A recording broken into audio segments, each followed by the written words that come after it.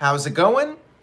Welcome to the No DQ live recap of WWE Friday Night SmackDown for April the 16th, 2021. This is the final night of 17 consecutive nights of live streaming on the YouTube channel. I thank everyone very much, everyone that has tuned in for whether it's been 17 live streams or one live stream. I appreciate your viewership and support very much. And I do ask anybody watching this live, please spread the word, share a link to this video on social media. Let's go ahead and get started with the recap. This was the post-WrestleMania edition of SmackDown at the new Thunderdome at the University of South Florida. We kicked off the show, first of all, with an introduction of Pat McAfee as Michael Cole's new co-announcer on SmackDown. What did you guys think about Pat McAfee? Chat room, let me know. And for those of you watching on demand, leave a comment on YouTube. Thumbs up or thumbs down for Pat McAfee. I thought he was entertaining. It was his first night. There were some awkward moments, in my opinion, between McAfee and Cole. I think over time they'll build a chemistry. Hopefully they do. But he brought a lot of energy. He seemed happy to be there. Now, will that be the case 6 months from now? That remains to be seen. Arthur Jones says Pat McAfee commentary sucked. And Brian Spencer said, I thought McAfee was pretty good. Michael Wayne and Elon Brown give it a thumbs up. Ron Burt says, Pat audio was bad on my TV. Mike Mira says, I thought McAfee was such a breath of fresh air. You could tell he is a genuine fan. And Brian Spencer says, much better than the new dude on Raw. It looks, overall, based on what I see in the chat room, it looks to be a positive reaction to Pat McAfee. And I did enjoy him on this first night. I did enjoy him more than Adnan Virk, I think his name is, on Raw. And of course, for both guys, it's their first night, and we got to give them a chance to get used to the new positions. So we had Team Reigns, Roman Reigns, Jey Uso, and Paul Heyman come to the ring for a post-WrestleMania promo. We had the piped-in "You Suck" chants, which Roman really milked. I found that to be funny. And Reigns talked about how he put a lot of eyes on SmackDown and had Paul Heyman talk about all of the accomplishments of Reigns at WrestleMania, talking about the men that Reigns beat.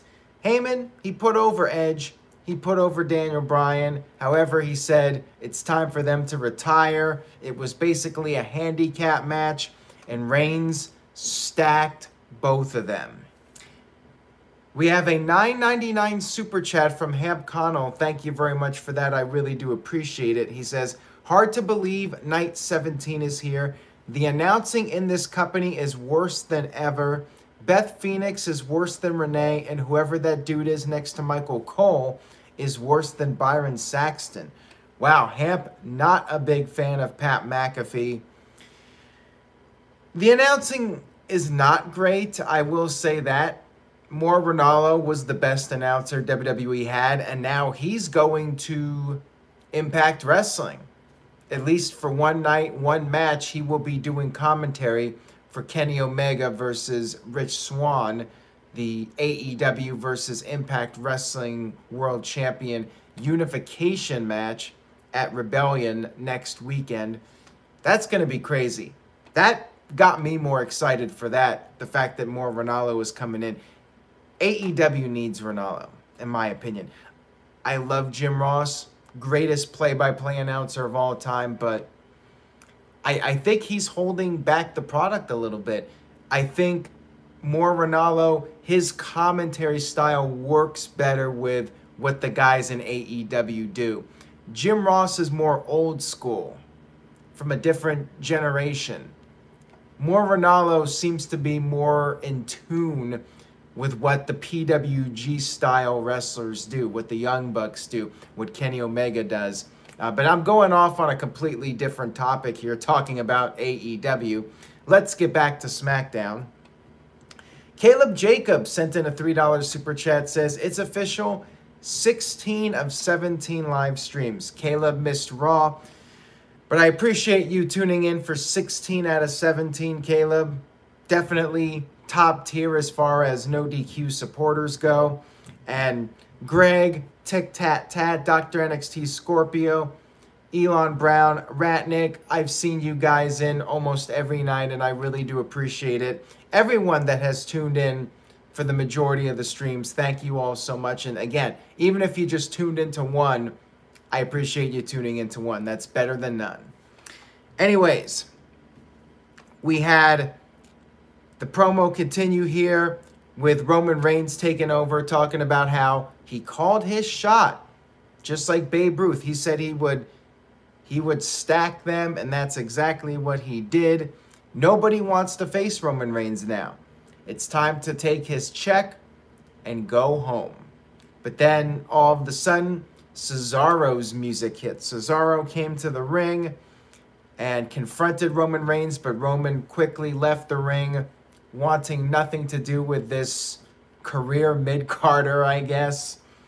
And backstage, Cesaro went to Adam Pearce and Sonya Deville and called Reigns a son of a bitch, said he wants a match with Reigns, title doesn't have to be on the line, and footage was shown of the Cesaro UFO to Seth Rollins at WrestleMania. And by the way, they showed footage of that like 5 times during the show, which, spoiler alert, kind of gave away the ending of the show. It got a little bit obnoxious after the second time it was shown.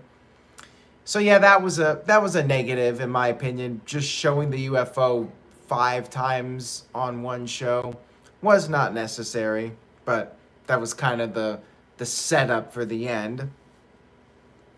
We had Otis versus Rey Mysterio in a match, and this was good for as long as it lasted, which was not very long. It went like one segment, not even a commercial break for it. It was your standard big man, little man match. It was entertaining. You had Otis going for the middle rope splash, but he missed. Rey hit a 619 and then went to the top for the splash.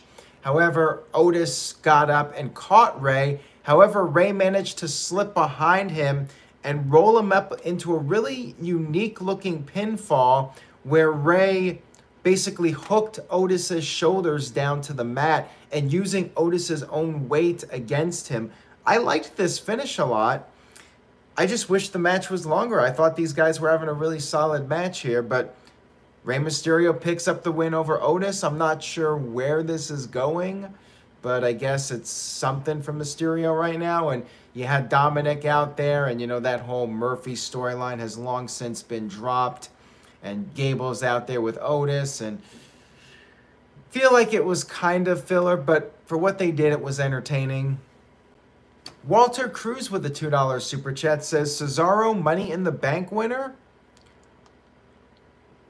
I'll talk about that at the end. And Elon Brown says, Otis going to repeat and win Money in the Bank again. Don't even suggest that, please. Backstage, we had Paul Heyman talking about the whole situation at WrestleMania and how it was raining. There was a rain delay, but that wasn't because of actual rain. It was because there were tears. Tears from angels above due to the beating that Roman Reigns was going to give Daniel Bryan and Edge. Heyman made fun of Cesaro, called him a Neanderthal, said he has a $1 billion body with a 10-cent brain, classic line there, and said that Cesaro is not an attraction, he is a joke. Didn't Paul Heyman used to represent Cesaro for like 6 months, the King of Swing, and that kind of flopped. One of the few times Heyman represented somebody and the guy never went anywhere. I think Ryback and Curtis Axel were a couple of other examples. Was Axel with Heyman? I think Ryback was. I don't even remember, to be honest with you guys. But I know Heyman was branching out beyond Brock Lesnar with a couple of guys, and yeah, didn't really work out. Cesaro, I definitely remember. We had Heyman revealed that it would be Cesaro versus Jey Uso in a singles match in the main event instead of the match we all wanted to see, Cesaro versus Reigns. So WWE is going to make us wait for that match, and looks like we're going to be waiting quite a bit based off of what happened at the end. But again, we'll get to that in a few minutes here. We had Sami Zayn come to the ring, talk about how he was once again screwed at WrestleMania. He was distracted because of Logan Paul, and Owens squeaked by with a win. He called out Owens. Owens just wanted to shut Sami Zayn up. They had a match, and it was, you know, usual stuff from these guys, entertaining. Zayn hit a sunset flip powerbomb for a near fall, but then started arguing with the referee. Owens made a comeback, hit a swanton for a near fall, and then Sami Zayn slipped out of the ring and just called it quits. Took a count out. Owens ran after Zayn, brought him back into the ring, hit him with a stunner. I really did not understand the point of this. It was entertaining, but again, felt like filler to me. The one and only Caleb Jacobs with a $2 super chat. Thank you for that, Caleb. Says, in my opinion, Cesaro needs to win Money in the Bank and beat Roman Reigns.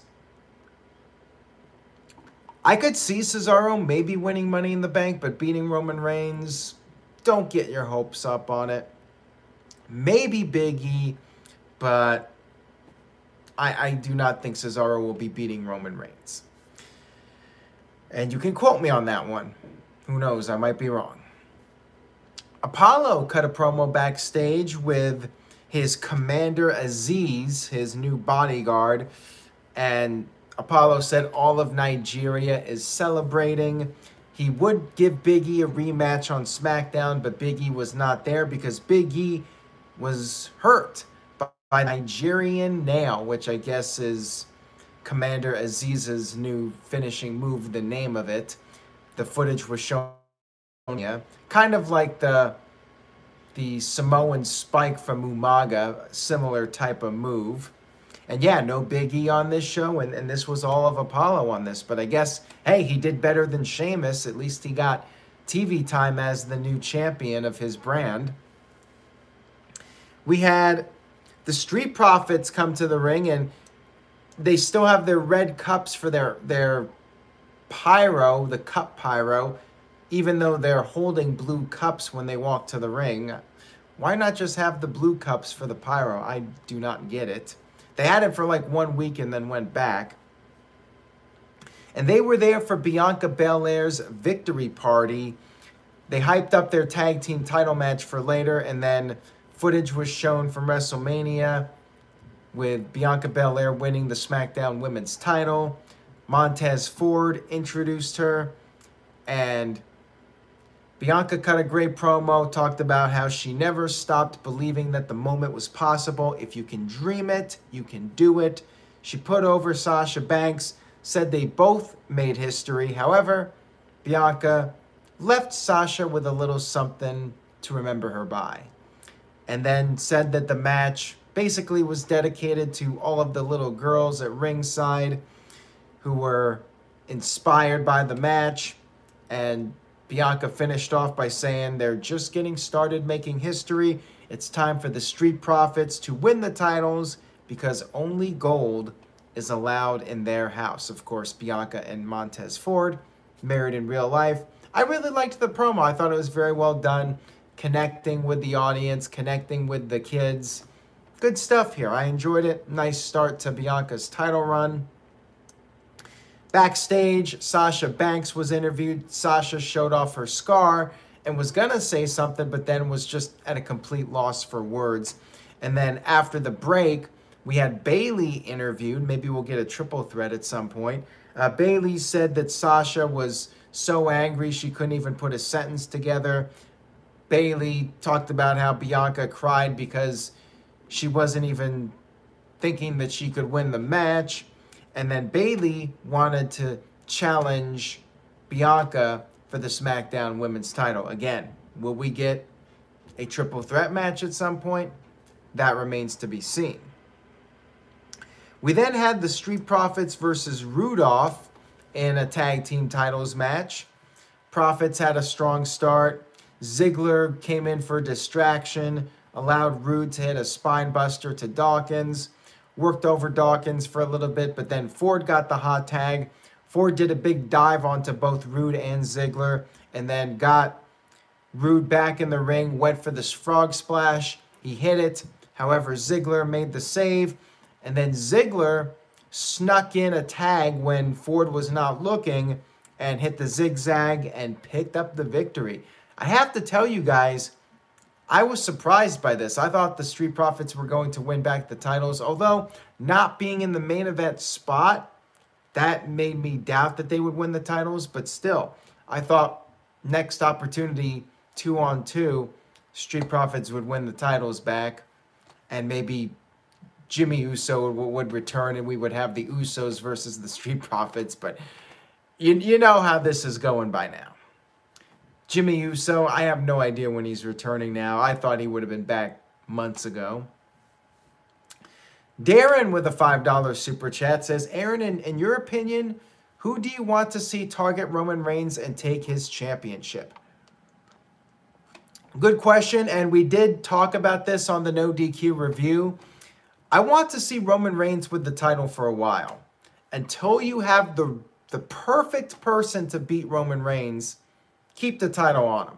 But give him a lot of good opponents, one-off matches, no 3-4 pay-per-view matches. Just let him get through the roster. Cesaro, Shinsuke Nakamura, and maybe John Cena eventually. Brock Lesnar, The Rock. Those 5 guys. Maybe Big E. If Big E's the guy, then let it happen organically. And if he's the guy, he's the guy. But I would definitely put Big E on that list of potential candidates to face Reigns and maybe take the title. But you got to build up Big E as that next star. Honestly, I don't think Reigns should drop it until WWE is touring again. As long as WWE is at the Thunderdome, I think Reigns should be champion. And as far as who that person is in the summer or later, that remains to be seen. All right, so we'll move on here. We had Cesaro cut a promo, talk about how Heyman is right about all the insults, except for one thing. Cesaro said he does belong in the ring with Reigns. And Maud W says, I would pick somebody else other than Big E. Again, you got to build up Big E, but it has to happen organically. Don't force it. Whoever beats Reigns for the title, it's got to be that guy who you really know is going to be the future of the company. Walter Cruz with the $2 super chat says, Reigns should beat Punk's record. I'm not against that idea. I say at this point, after beating Edge and Daniel Bryan, I say go for it. TJS with a $5 super chat. Thank you, Tyler. I appreciate it. He says, I like Pat McAfee, but I think he should have went to Raw. Graves and Cole had good chemistry. Also, Street Profits have blue cups again. What a great moment. Yeah, they got the blue cups again, but they still have the red cups for the pyro. And yeah, I liked Corey Graves and Michael Cole. I know some people don't like Graves, but I think him and Cole worked well together. And I did enjoy Pat. I think they'll get better over time. First weekend, I thought it was fine. Next up, we had Natalya versus Shayna Baszler. Neither of them had entrances. Another match that I'm thinking, why? Nia and Shayna beat them at WrestleMania. Why is this still a feud? And then, sure enough, Natalya gets the sharpshooter, but Nia Jax gets on the apron, tries to interfere. However, that backfired, and Natalya pinned Shayna Baszler with a roll-up. So Shayna Baszler loses again. Why? Why is WWE protecting Nia Jax so much? She never takes a fall. You notice this? It's always Shayna Baszler taking the falls. And I don't get this. And you're keeping this feud going. Why? Tamina came in with a super kick to Nia Jax after the match. Like, I don't want to see this match again. Build up some other tag teams. Like, is it that difficult? MVP Kev says Big G is punching the air. Yeah. And Greg says, as I said the other day, just get rid of the tag team belts. What he said, not me. Like, I don't think you have to get rid of the belts, but get rid of the NXT. The NXT women tag team title belts, totally unnecessary. I liked the idea of WWE Women's Tag Team Champions going on all three brands. But you don't need them to be on every single show and feuding with the same tag teams. Like, build some other teams up. The one and only Caleb Jacobs with a $2 super chat. Thank you, Caleb. Says, Morrow should say his most famous line, holy bleep. Well, if he was still on Twitter, I'd say suggest that to him. But whatever Morrow does, I think will be awesome. So yeah, I wasn't a big fan of this women's segment. Kind of just filler. And then we had our main event. Main event, Jey Uso, Andre the Giant, the Dre Battle Royal winner versus Cesaro. And this was a good match. Before the match, Jey cut a quick promo, said that he basically asked the question, can Cesaro do the UFO with no teeth? We had our match, and it was back and forth. Cesaro doing a lot of his power moves. Jey Uso staying in it. And then Cesaro got the big swing on. And all of a sudden, Seth Rollins jumps in for the DQ. What a shock. You know, they showed that footage from WrestleMania like 5 times. And it was pretty obvious Seth Rollins was coming in at the end. And Cesaro was beat down a little bit. Rollins walked up the stage and started yelling, saying that Cesaro got lucky one time and nothing is over. Well, of course not. It's WWE. You can never just have one match and be done. There's no such thing as one and done in WWE. It has to be 2, 3, maybe 4 pay-per-view matches in a row. Sometimes 3 TV matches on top of it. That's the WWE way. You cannot do one match and then move on. Just cannot happen. You can't even separate matches by like a couple of months. Like revisit Cesaro and Rollins 3 months from now. Nope, it's got to be bam, bam, bam, bam, bam. Match, match, match, match, match. You got to keep it going.